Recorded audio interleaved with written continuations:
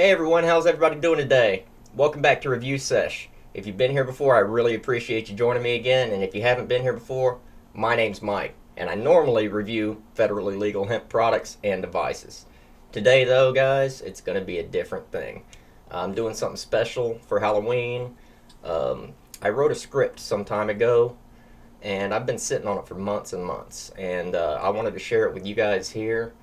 Um, this will be my first attempt at actually editing and presenting a script that I've written myself. And this one is about the undead, about vampires. I told you guys I'm going to be trying to do some different types of material, some different types of content. And I hope you like this one, guys. If you do, I'd really appreciate it if you give me your comments, your ideas, your thoughts on what you see here today. So we're going to go right into it. Vampire. The term is one that makes us think of dark forests, mountain castles, and the absence of light. It brings with it ideas of filthy, violent predators on the one hand, to seductively charismatic beings on the other hand. From the disturbing to the romantic, vampires have been a subject of fascination for hundreds of years. Known by various names in the folklore of nearly every culture, one could spend quite some time learning the regional lore surrounding them. Some of the most interesting and varied bits of the lore are those which deal with the creation of vampires.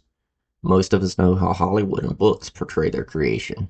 A vampire in these stories is usually created by being fed on by a vampire, or even killed by a vampire outright.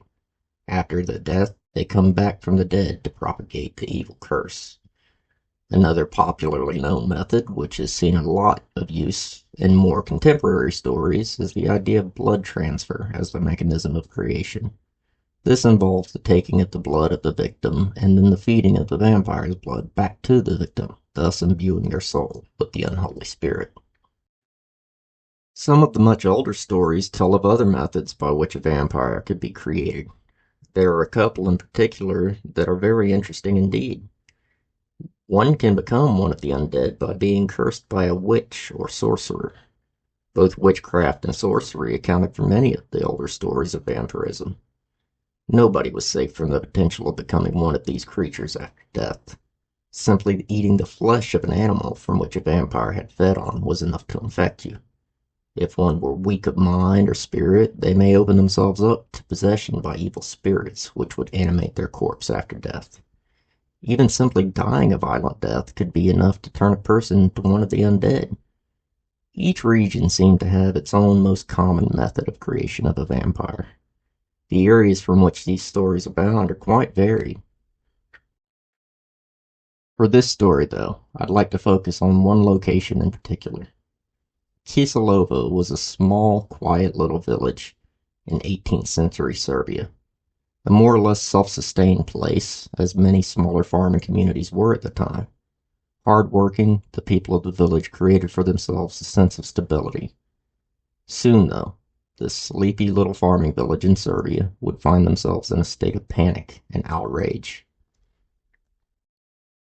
Among the people of Kisilova there lived a family by the surname Blagojevic. In 1725, the patriarch of the family, a man named Peter, was 62 years of age when he was tragically crushed to death in a farming accident. The family and the rest of the village were quite upset, as he was well liked in their small community. After his death, they observed the customary funeral rites and said their farewells. Over the next week or so, though not in a cheerful mood, the village began getting back to their regular work. Peter was a valuable asset to Kisilova, and his loss would be felt for some time. On the night of the 10th day after Peter's death, there began some very strange and mysterious visitations. It seemed that Peter had returned. He appeared to his wife in the night, wishing for her to give him his shoes. His cries and rapping seemed confused and without emotion. This appeared to be her husband, but it couldn't be. His eyes were too empty. She saw through the window that he moved in a stiff way, as if he was unaccustomed to standing upright. She was so terrified that she refused him entry and fled the village the following day. On another occasion, he was said to have visited his son on 2 consecutive nights, asking for food.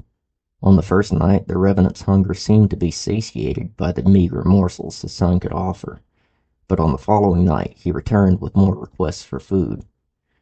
That night his son must not have had much to offer him, as the enraged shade throttled his son, fiercely tearing at his neck, killing it. Over the following 7 days there would be 8 more deaths attributed to Peter. Many of these victims claimed to be accosted in the night by Peter, then succumbing to a wasting fever that would take them within 24 hours' time. As the villagers of Kisilova began falling to this mysterious fever, the stories they told on their deathbeds began to circulate among those that had yet to be affected. The sightings of Peter and the descriptions of the savage way in which he attacked people in their own homes, sleeping soundly in their beds, frightened the women and the children. While the men of the village were outwardly angry and outspoken on the subject of this threat amongst themselves, internally they too felt the fear creeping in. The fear they felt was for their loved ones who remained, their wives, their children. Many within Kisilova loved Peter, and it was a blow to them that one of their own had become so twisted and cursed. How he was doomed to this dreadful fate, that of harassing and attacking those he loved most in life, they could not understand. Perhaps they thought he had angered a witch or eaten of a foul animal's flesh, which had caused him to become something other than what he was in life. To be no longer the man Peter, but instead the revenant that stalked them all now. The villagers remaining knew that something must be done. They could not wait around to see who among them would be visited next. They must act now. They demanded that Comiral Provisor Frombald, the village elder, should come, as well as a local priest, to witness the exhumation of Peter. At first, Frombald made every attempt to convince the villagers that they should first send for permission from the authorities in the capital of Belgrade before going on with the operation. The people, though, were not about to wait any longer. They knew that this creature would continue to kill unless it was stopped soon, so they collectively threatened to leave the village in exodus if they were not given permission to perform their grim deed. After this threat and much argument, Frombald relented, and the act went forward. As negotiations were taking place with Frombald, the villagers were already in the process of uncovering the body. They invited Frombald and the priest of a nearby village of Veliko Gradiste to view it. The two were astounded and shocked. The corpse of Peter seemed more than fresh. It seemed, in ways, to be healthy and even somehow rejuvenated.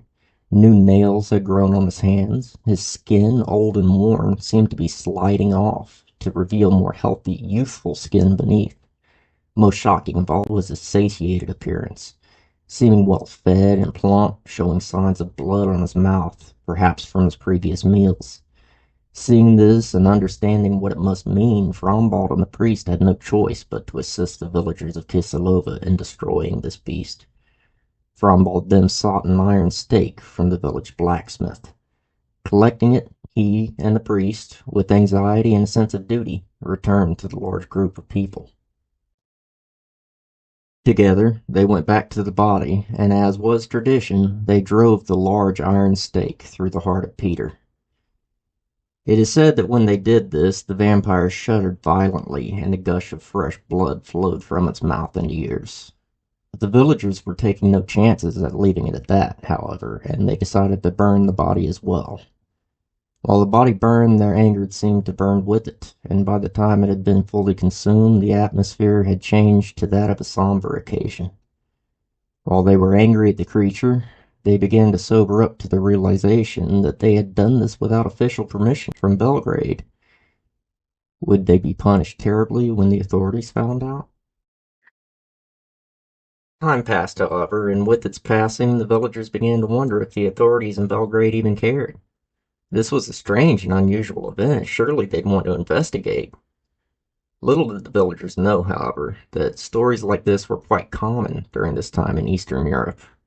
There was a veritable plague of these infernal creatures which preyed on family and friends.